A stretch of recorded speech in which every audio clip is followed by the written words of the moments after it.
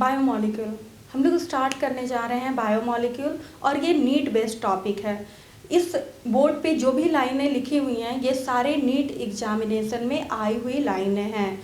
जैसे कि पहले लाइन की तरफ हम लोग चलते हैं, ये लाइन लिखा हुआ है collection of all biomolecule of a cell is called cellular pool. ये आस्क्ड क्वेश्चन है, सेलुलर पूल।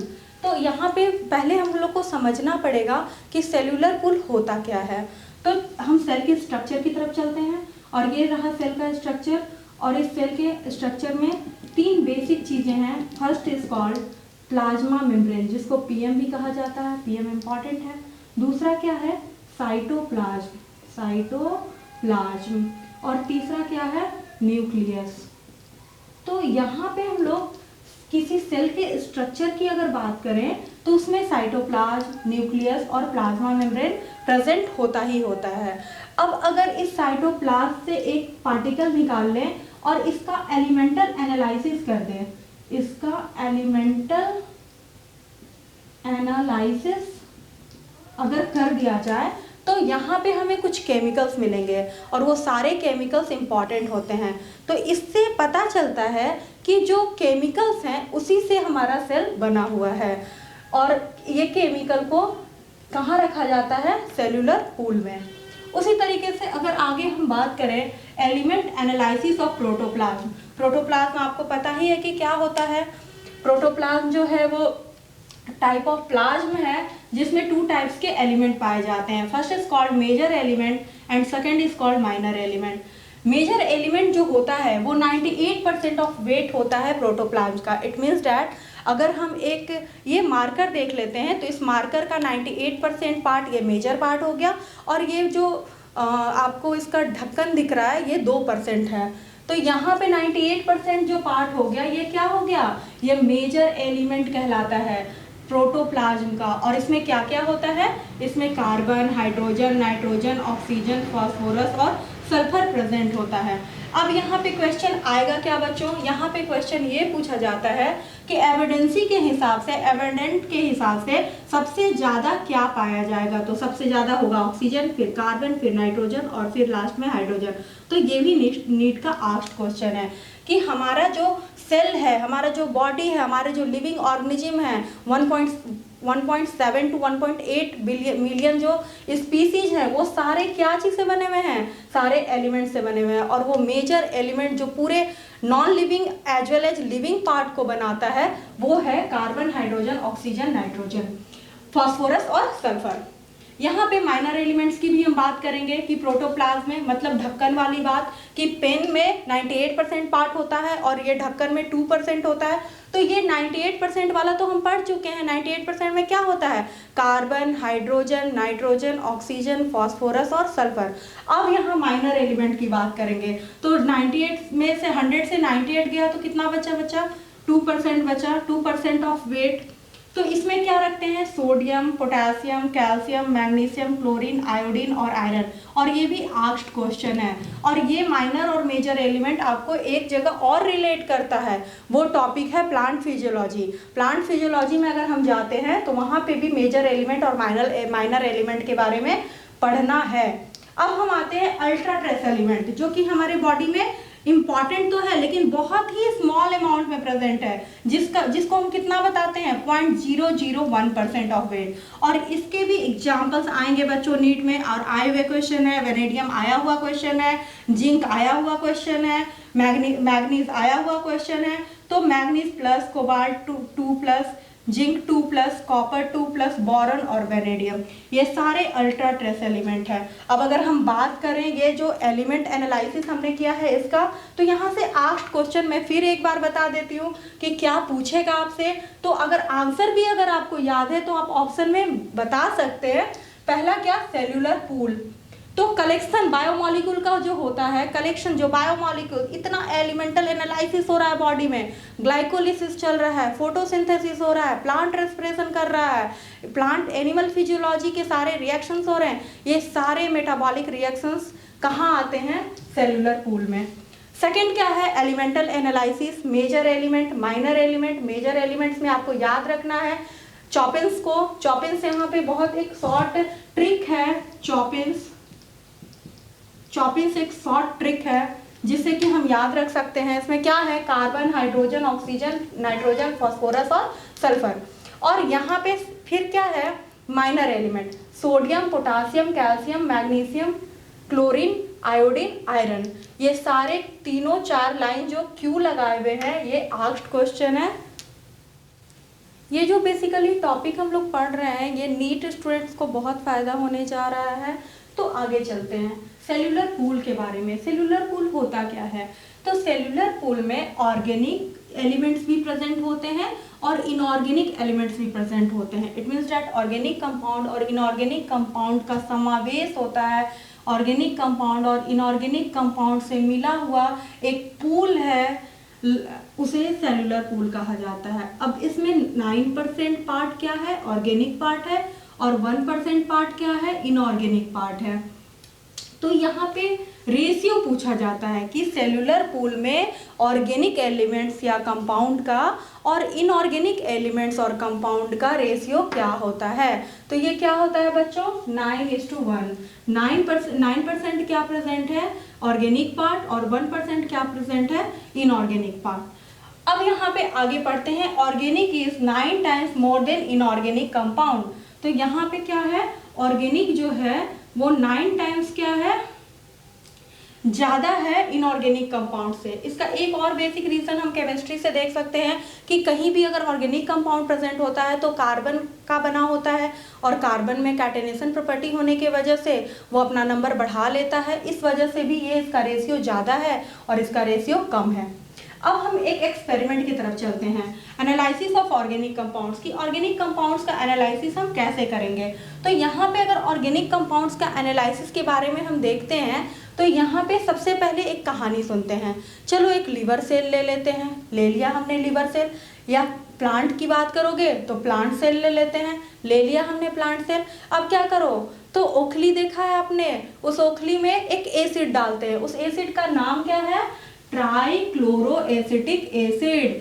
अब ये ट्राइक्लोरोएसिटिक एसिड जब उस ओखली में डाल के इसको कूटा जाता है, इस तरीके से कूटते हैं, किसको, लीवर सेल को, और किसको, प्लांट सेल को। As well as liver cell ले सकते हैं या प्लांट सेल ले सकते हैं, हम लीवर सेल लेके चलते हैं।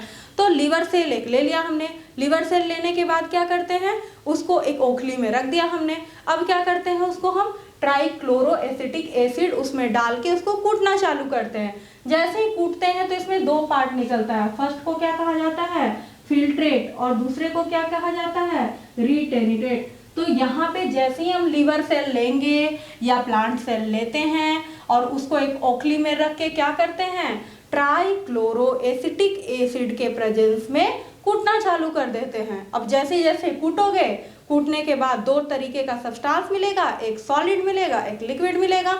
और अब क्या करोगे, अब यहाँ पे एक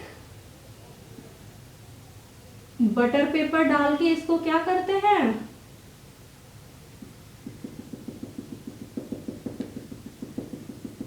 फिल्टर कर लेते हैं। तो कुछ पार्ट इसमें प्रेजेंट होता है और कुछ पार्ट इसमें। तो ये जो पार्ट है वो कौन सा है, फिल्ट्रेट पार्ट है। और ये जो सॉलिड सब्सटेंस बच गया वो कौन सा पार्ट है, रिटेनिटेड पार्ट है। अब ये फिल्ट्रेट पार्ट के बारे में हम पढ़ते हैं। तो हम फिल्ट्रेट पार्ट की तरफ जा रहे हैं। फिल्ट्रेट पार्ट क्या है, एसिड सॉल्युबल फ्रैक्शन है। ये आस्क्ड क्वेश्चन है नीट का। फिर कहा जाता है जो फिल्ट्रेट पार्ट आपने निकाला है वो बताओ माइक्रो है या मैक्रो है।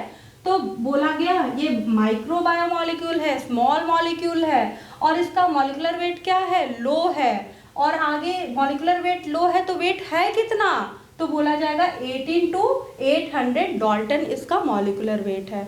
अब उसी तरीके से हम एसिड इनसॉल्युबल फ्रैक्शन की तरफ जाते हैं जिसको रिटेनिटेट कहा जाता है। एसिड इनसॉल्युबल फ्रैक्शन है, इसका साइज लार्ज होगा। जैसे कि अगर आप एक भी याद कर लेते हैं तो इसमें वेट को छोड़ के आप इसका अपोजिट भी कर सकते हैं। जैसे ये सॉल्युबल है तो ये क्या होगा, एसिड इनसॉल्युबल होगा। It means that acid insoluble fraction जो होता है वो मैक्रो बायोमोलिक्यूल होगा, इनसॉल्युबल है, साइज लार्ज है, सॉल्युबिलिटी नहीं दे रहा है। It means that macro biomolecule. अब इसका मॉलिक्यूलर वेट क्या होगा, हाई होता है, और ये मोर देन 1000 डाल्टन इसका वेट प्रेजेंट होता है। अब ये जो आप पढ़े हैं ये सारे फिर से मैं एक बार रिवाइज करती हूँ। यहाँ पे आस्क क्वेश्चन क्या है आप एक बार देख लीजिए। यहाँ पे आपसे अप्रॉक्सीमेशन पूछा जाएगा 9:1 सेलुलर पूल में ऑर्गेनिक पार्ट कितना होगा 9% और इनऑर्गेनिक पार्ट कितना होगा, इनऑर्गेनिक कंपाउंड कितना होगा, इनऑर्गेनिक एलिमेंट कितना होगा 1%। सेकेंड पार्ट आपसे पूछा जाएगा कि जो लिवर सेल आप उठाते हैं, प्लांट सेल जो आप उठाते हैं, उसको किस एसिड में आप इसको पेस्ट बना रहे हैं, ग्राइंड कर रहे हैं, तो वो क्वेश्चन आता है trichloro acetic acid. Third question आपका आएगा डाल्टन से, ये 8 क्वेश्चन है। आप कोई भी नीट का बुक उठा लीजिए और उसमें क्या करिए बायोमॉलिक्यूल चैप्टर निकालिए और वहां से आप क्वेश्चन देखिए तो वहाँ डाल्टन का क्वेश्चन प्रेजेंट होगा। तो ये आपको याद रखना है कि फिल्ट्रेट का जो होता है मॉलिक्यूलर वेट वो 18 to 800 डाल्टन होता है और रिटेनिडेट का जो होता है वो more than 1000 डाल्टन होता है। अब हम चलते हैं ऑर्गेनिक कंपाउंड्स के एग्जाम्पल की तरफ। ऑर्गेनिक कंपाउंड के जो एग्जाम्पल्स हैं उनको बायो माइक्रोमॉलिक्यूल और बायो मैक्रोमॉलिक्यूल में डिवाइड करके यहाँ बताया गया है। इसलिए ऐसे बताया गया है क्योंकि नीट में इसी तरीके से क्वेश्चन आस्क है। तो यहाँ पे बायो माइक्रोमॉलिक्यूल की बात करें तो इसमें सिंपल शुगर की बात करेंगे। अगर एग्जाम्पल कोई पूछे तो ग्लूकोज, ऑलिगोसेक्राइड्स, मोनोसेक्राइड्स, डाइसेक्राइड्स की बात करेंगे। और कोई बायो माइक्रोमॉलिक्यूल की एग्जाम्पल की बात हो तो न्यूक्लियोटाइड की बात करेंगे, फैटी एसिड प्लस ग्लिसरॉल की बात करेंगे, एमिनो एसिड की बात करेंगे। ये सारे एग्जाम्पल्स किसके हैं बायो माइक्रोमॉलिक्यूल के। अब आते हैं बायो मैक्रोमॉलिक्यूल। इसमें कॉम्प्लेक्स शुगर को रखा जाता है जैसे कि पॉलीसेक्राइड्स, न्यूक्लिक एसिड को रखा जाता है, लिपिड को रखा जाता है, प्रोटीन को रखा जाता है। इसमें से कुछ भी नहीं तो प्रोटीन हमेशा पूछा हुआ क्वेश्चन है कि प्रोटीन क्या है, तो आप आंसर करेंगे बायो मैक्रोमॉलिक्यूल है। सेकेंड आपसे पूछा जाएगा फैटी एसिड प्लस ग्लिसरॉल, ये बहुत इंपॉर्टेंट है क्योंकि यहाँ से लिपिड का क्वेश्चन आया हुआ है एम्स में। तो यहाँ पे फैटी एसिड और ग्लिसरॉल क्या है बायो माइक्रोमॉलिक्यूल है, VVI है, बहुत ज़्यादा इंपॉर्टेंट है ये। एमिनो एसिड भी क्या है, बहुत लोग सोचते हैं एमिनो एसिड ये कॉम्प्लेक्स कंपाउंड होगा, नहीं, एमिनो एसिड भी क्या है बायो माइक्रोमॉलिक्यूल में रखा जाता है। अब हम लिपिड्स की बात करें। लिपिड्स हमारे बॉडी में फैट को बढ़ाता है और ये लिपिड जो होता है ये ट्रू मैक्रोमॉलिक्यूल नहीं होता। ये लिपिड जो होता है वो ट्रू मैक्रोमॉलिक्यूल नहीं होता। इसका रीजन क्या है, ये नीट में आस्क क्वेश्चन है कि लिपिड जो है वो ट्रू मैक्रोमॉलिक्यूल क्यों नहीं होता है। तो लिपिड को तो जाइंट कहा जाता है, लार्ज कहा जाता है, तो मैक्रोमॉलिक्यूल क्यों नहीं है, इसलिए नहीं है क्योंकि lipid is not a polymer, it is a combination of fatty acid plus glycerol. ये फैटी एसिड और ग्लिसरॉल का कॉम्बिनेशन है। फैटी एसिड और ग्लिसरॉल से मिलकर लिपिड को बनाया गया है। फैटी एसिड और ग्लिसरॉल प्लस इक्वल टू क्या कहेंगे, यहाँ पे लिपिड कह सकते हैं। ये पॉलीमर नहीं है, इसीलिए ये क्या है माइक्रोमॉलिक्यूल है और मॉलिक्यूलर वेट इसका लेस देन क्या होता है 800 डाल्टन होता है। और ये एसिड इनसॉल्युबल फ्रैक्शन में होने के बाद भी, साइज लार्ज होने की वजह से, एसिड इनसॉल्युबल फ्रैक्शन में होने के बाद भी इसको कहाँ रखा गया है, इसको इस लिपिड को कहाँ रखा गया है मैक्रोमॉलिक्यूल में रखा गया है।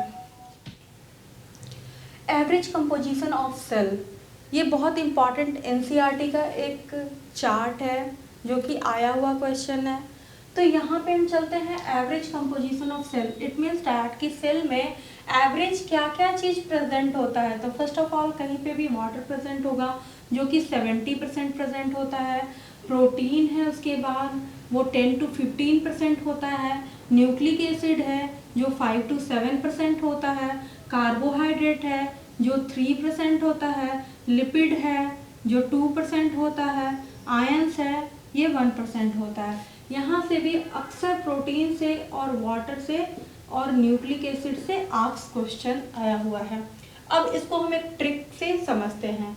जैसे कि अगर कोई आस पड़ोस में आपके रहती है एक लड़की और वो लड़की कार खरीदने गई है और जब लेके घर आती है वो कार, तो उस कार का कलर क्या होता है वाइट। वाइट बहुत ही अच्छा कलर होता है और बहुत फेवरेट होता है लोगों का। तो वाइट पेंटेड न्यू कार लाई, एक लड़की है, कोई भी नाम आप एज्यूम कर सकते हैं, कोई रेशमा है जो कि वाइट पेंटेड न्यू कार लाई है, उसके कार का कलर क्या है वाइट है।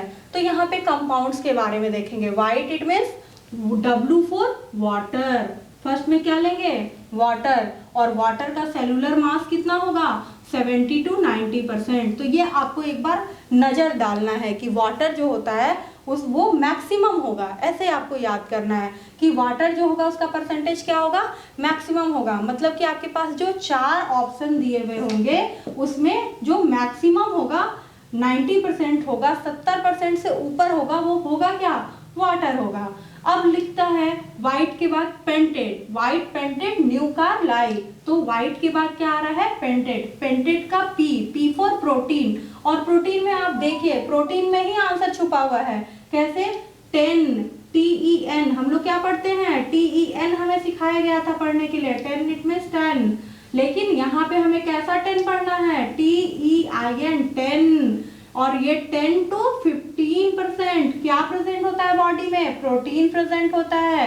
फिर अगर हम आगे चलते हैं new for N for nucleic acid, और ये कितना होता है 5 to 7%। कार का C for carbohydrate, carbohydrate 3%। Lipid, L for lipid, lipid 2%, और I फॉर आयंस, आयंस कितना 1% प्रेजेंट होता है। अब यहाँ एक ट्रिक है, कैसे ट्रिक हम समझेंगे, कैसे हम इसको रट सकते हैं, कैसे याद कर सकते हैं। तो पहले तो ये याद रखिए कि आपके आस पड़ोस में कोई लड़की है जो कि एक नया कार लाई है और उस कार का कलर क्या है, वाइट है, तो वाइट पेंटेड न्यू कार लाई। अब ये जो न्यू कार लाई इसमें परसेंटेज क्या है, तो वाइट फॉर वाटर का परसेंट आपको याद रखना है 70 to 90% होता है, और उसके बाद प्रोटीन में तो खुद ही छुपा हुआ है 10 to 15%। अब ये 15 लिखा हुआ है, यहीं से आपको न्यूक्लिक एसिड का रेशियो मिलता है 15 का लास्ट में क्या है 5 है, 5 to 7%। और एक और ट्रिक है वो बहुत ही आसान है, आप देखिए न्यूक्लिक एसिड्स,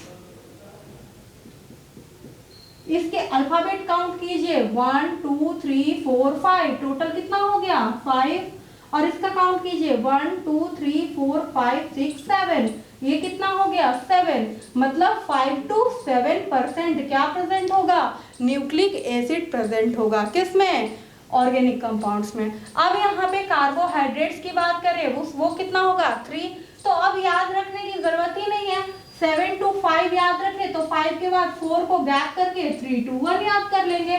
तो पहले कैसे याद करेंगे 70 to 90%, 90% के बाद प्रोटीन में 10 to 15 में 5 to 7, और 7 के बाद 3 to 1 का रेशियो कार्बोहाइड्रेट, लिपिड और आयंस का होता है।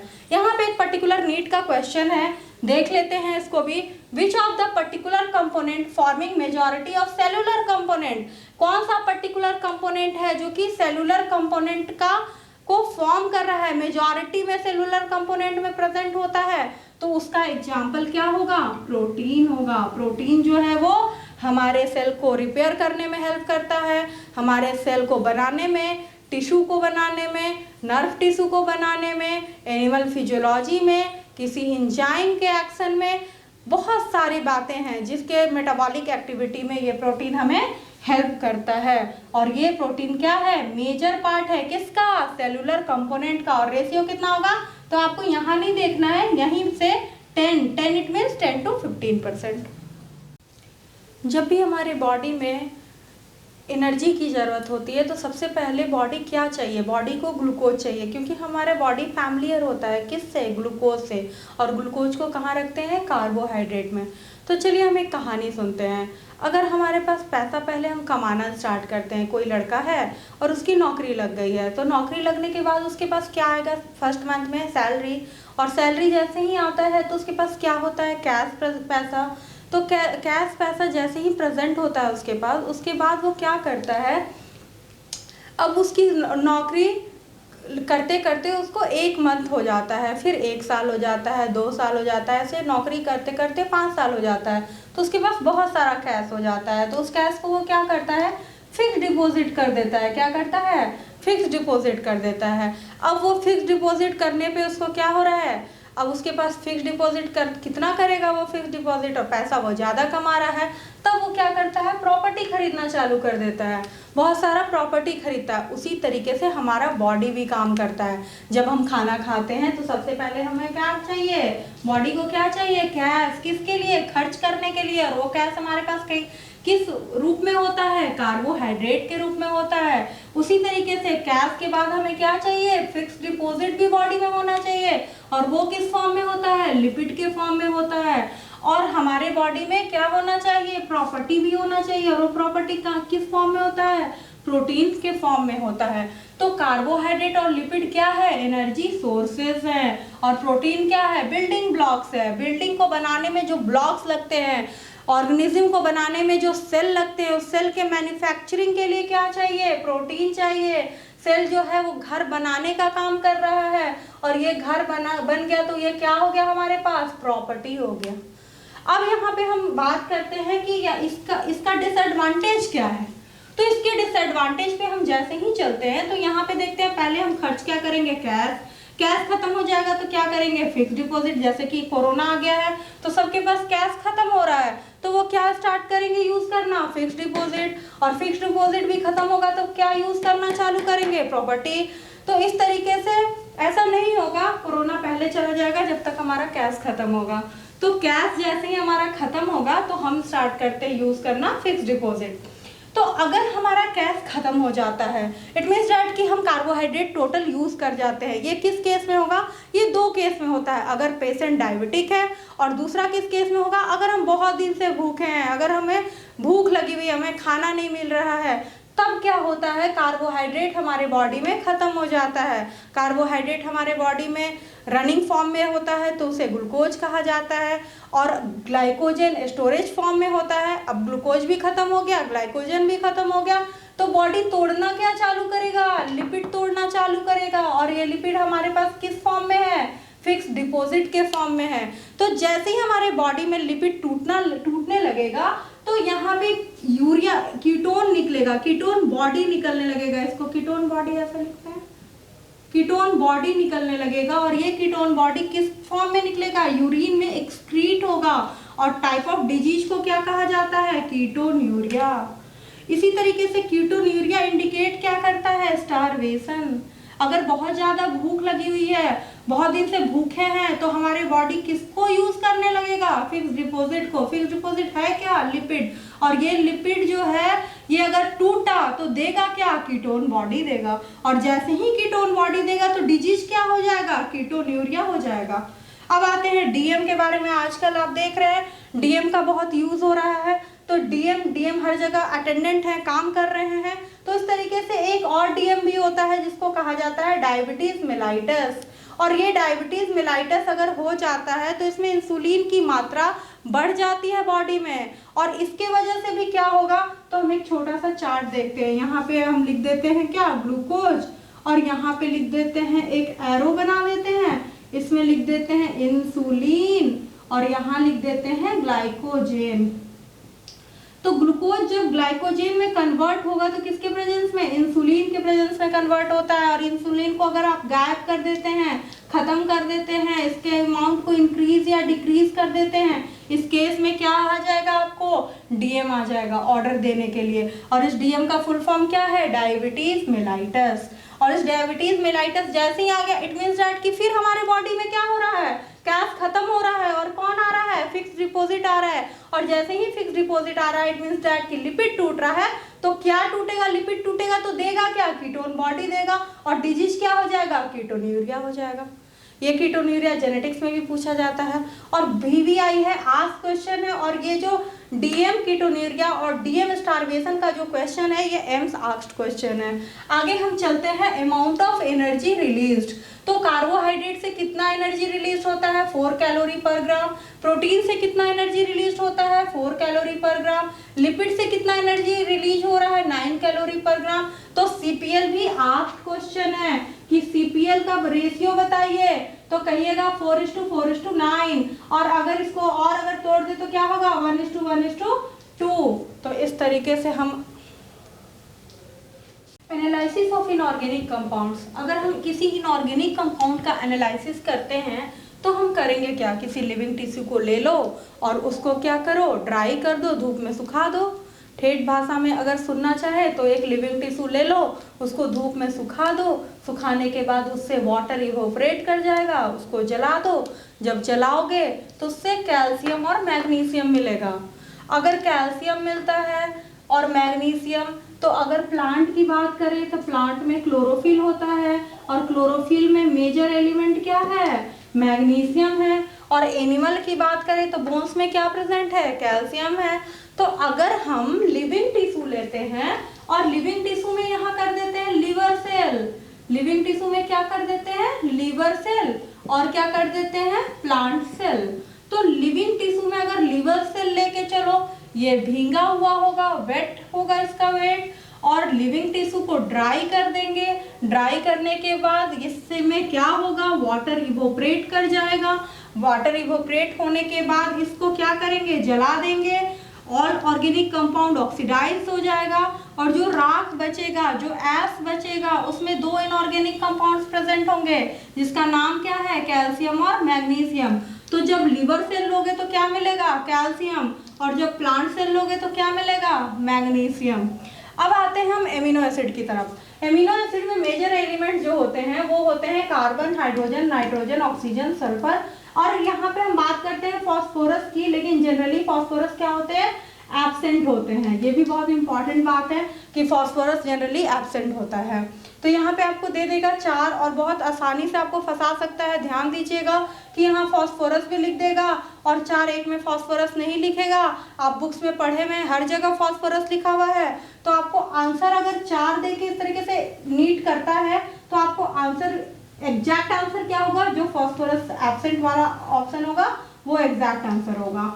तो यहाँ पे मोस्ट एसेंशियल एलिमेंट क्या होते हैं, कार्बन, हाइड्रोजन, ऑक्सीजन और नाइट्रोजन। इसमें नाइट्रोजन कितना होता है, 16%। एस्टिमेशन अगर नाइट्रोजन का करें, प्रोटीन अगर एक किसी सेल को ले लो, ऐसे पहचानते हैं, अगर किसी सेल को ले लें और इसमें इसका प्रोटीन का पार्ट देखें, इसमें प्रोटीन कितना प्रेजेंट है वो देखें। अब इस प्रोटीन में नाइट्रोजन कितना है ये देखें, और वो नाइट्रोजन है कितना, 16%। तो इस नाइट्रोजन को निकालने के प्रोसेस को क्या कहा जाता है, केजल-डाल मेथड।